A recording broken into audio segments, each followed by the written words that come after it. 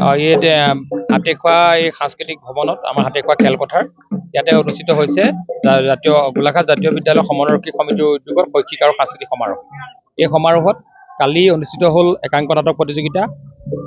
একাংক নাটক প্ৰতিযোগিতা অনুষ্ঠিত হ'ল, তাৰ লগতে হ'ল জিকিৰ, বৰগীত আৰু লোকগীত প্ৰতিযোগিতা।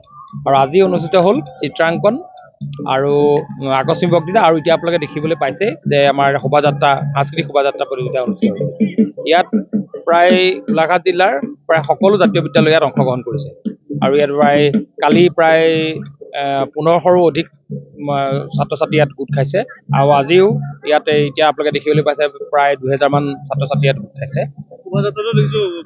কৃষ্টি সংস্কৃতিয়ে ভৰপূৰ। আৰু ইয়াত জাতীয় বিদ্যালয়, প্ৰত্যেক জাতীয় বিদ্যালয়ে চেষ্টা কৰিছে যে আমাৰ যিটো অসমীয়া জাতীয় জীৱনৰ সংস্কৃতিৰ লগত জড়িত কিছুমান বিষয় ইয়াত নিৰ্বাচিত কৰিছে।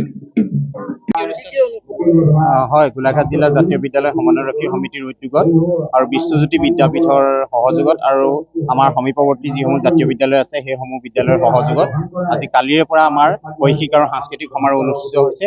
এই শৈক্ষিক আৰু সাংস্কৃতিক সমাৰোহত আমাৰ গোলাঘাট জিলাৰ 56খন বিদ্যালয়ে অংশগ্ৰহণ কৰিছে বিভিন্ন প্ৰতিযোগিতাত। ইতিমধ্যে কালি আমাৰ একাংকিকা নাটক প্ৰতিযোগিতা, বৰগীত প্ৰতিযোগিতা, লোকগীত আৰু জিকিৰ প্ৰতিযোগিতা হৈ গৈছে। পতাকা উত্তোলনৰ পিছতে একাধিক্ৰমে আমাৰ কাৰ্যসূচী চলিছে। ৰাতি 9 বজালৈকে আমাৰ কাৰ্যসূচী চলি আছিল। আৰু আজি আমাৰ ৰাতিপুৱা চিত্ৰাংকন প্ৰতিযোগিতা 2টা শাখাত আৰু আমাৰ গ শাখাত অৰ্থাৎ 8ম শ্ৰেণীৰ পৰা 10ম শ্ৰেণীলৈকে আমাৰ আকস্মিক বক্তৃতা হৈ গ'ল। আৰু এতিয়া বাৰেৰহণীয়া সাংস্কৃতিক শোভাযাত্ৰা শেষ হৈছে। আৰু শোভাযাত্ৰা শেষ হোৱাৰ পাছতে আমাৰ মুকলি সভা আছে, বঁটা বিতৰণী অনুষ্ঠান আছে।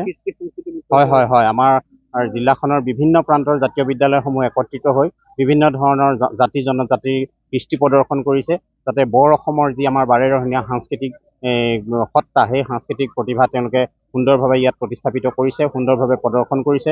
এই হয়, আমাৰ এইটো কথা আমি খুব গৌৰৱেৰে ক'ব পাৰোঁ। আমাৰ জাতীয় বিদ্যালয়ৰ যি অনুষ্ঠানেই নহওক, জাতীয় বিদ্যালয়ৰ অধ্যয়নৰত ছাত্ৰ ছাত্ৰীসকলে খুব আন্তৰিকতাৰে, খুব উৎসাহ উদ্দীপনাৰে এই দিনটোলৈ তেওঁলোকে বাটলৈ চাই থাকে।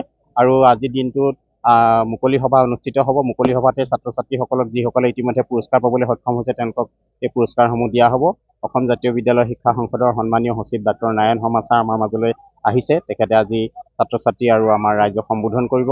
আমাৰ অসমৰ বিশিষ্ট নাট্যকাৰ হিমাংশু প্ৰসাদ দাস, গোৱালপাৰা মহাবিদ্যালয়ৰ প্ৰবক্তা ডক্তৰ জ্ঞানশ্ৰী বৰা, তেখেতসকলো আজি মুকলি সভাত অংশগ্ৰহণ কৰিব। আমি আশা ৰাখিছোঁ সকলোৰে সহযোগত আমাৰ কাৰ্যসূচী আজি সাফল্যমণ্ডিত হ'ব।